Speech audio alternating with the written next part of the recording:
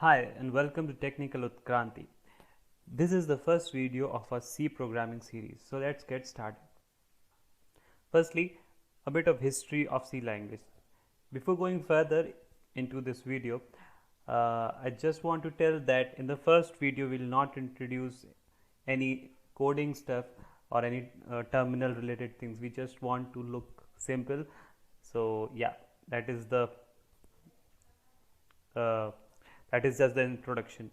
Okay, so 1972 Dennis Ritchie came up with C language. This programming language was developed for writing Linux operating systems. Looks like all good things happen in the process of doing something good. For example, even Git, which is a version control software, was developed in the process of developing Linux operating system.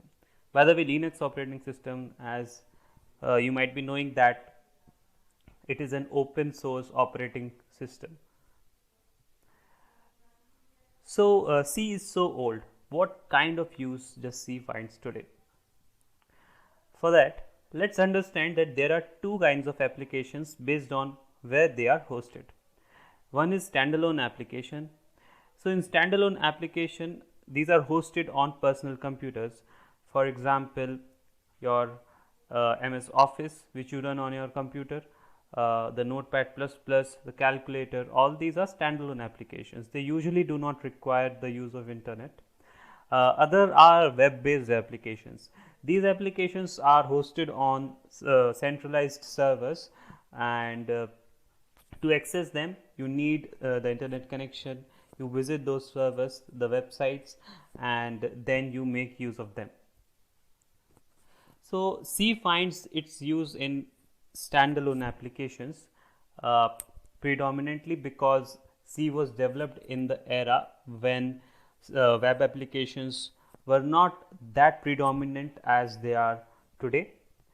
And why it find its use in standalone application, the C language, it has the low level access to memory. As a result, it can access the addresses of input-output ports and enable the systems to communicate with the outer world. So this helps in making the applications which could run on system and take user inputs and give outputs to the users as well. And as I had already told, that C was not developed for web-based applications, as there were not a lot of web-based applications at that time. And now when web-based applications are there, there are languages which dedicatedly takes care of this field, and they have their own frameworks, like Python has Django framework, Flask framework, C# has ASP.NET. These frameworks helps in quickly writing the web-based applications and deploying them, whereas there are no very good frameworks in C language for web-based development. So that's why C does not find its use in web-based application, but it finds its use in the standalone application. The second important concept that we are going to see in this introductory lecture is the platform independence. What is platform independence for a programming language? For that, we'll quickly see what is platform. For a general purpose computer, it is defined by its hardware, which is processor, RAM, input output peripherals, and the hard disk in terms of hardware. Then comes the operating system, and then the applications. Generally, the dependence of language in a general purpose computer is defined in its relation with the operating system. Okay, because hardware needs are kind of taken care by the operating system. So the programming language does not worry much about the needs of the hardware. It has to be compatible with the operating system. Whereas in older systems which did not had OS operating system, the definition of independence, the language independence would change a little bit for such systems. So, is C language platform dependent? In general purpose computer, if the executable generated after the compilation of a C program can run on multiple operating systems, then it could be called that this language, this C language is platform independent. So, in Linux, the executable generated out of the C code is of .out extension, whereas in Windows the extension of the C binary is .exe. These files don't run on each other's operating system, so the C executable is platform dependent and not independent, right? So that's what is concluded here, that C executable is platform dependent, whereas C code is platform independent, which means that if I write a code in a Linux system, it will run fine. If I copy paste the same code in a Windows machine, there also it should run fine. But if I generate the executable from that code in Linux machine and give it to a Windows machine, then it won't run.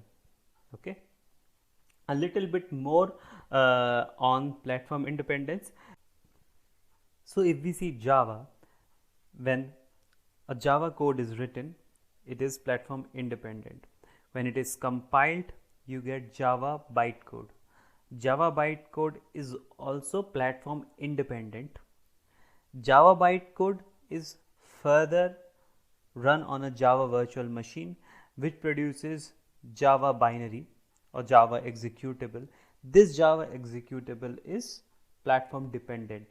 It is OS specific. Now the last concept, which is high level language and the low level language. How you decide it? So one important factor is user friendliness. If a language is more user friendly, then it is very likely that it is a high level language. Okay. So programmers can easily understand or interpret or compile the high level language in comparison to machines. On the other hand, machines can easily understand low level languages in comparison to human machines. So is C high level? I will say yes and no.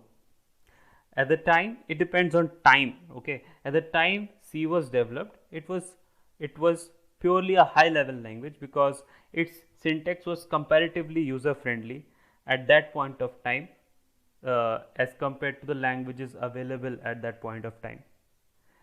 But today C is considered as a low level language because today we have languages like Python whose syntax is even more user friendly than C. Thank you. These are the topics that we'll cover in the that we had covered in the introductory session. We'll come up with at least one video every week, which will take us further into this journey of understanding C better. Hit like as it motivates me to further make such kind of videos. Thank you.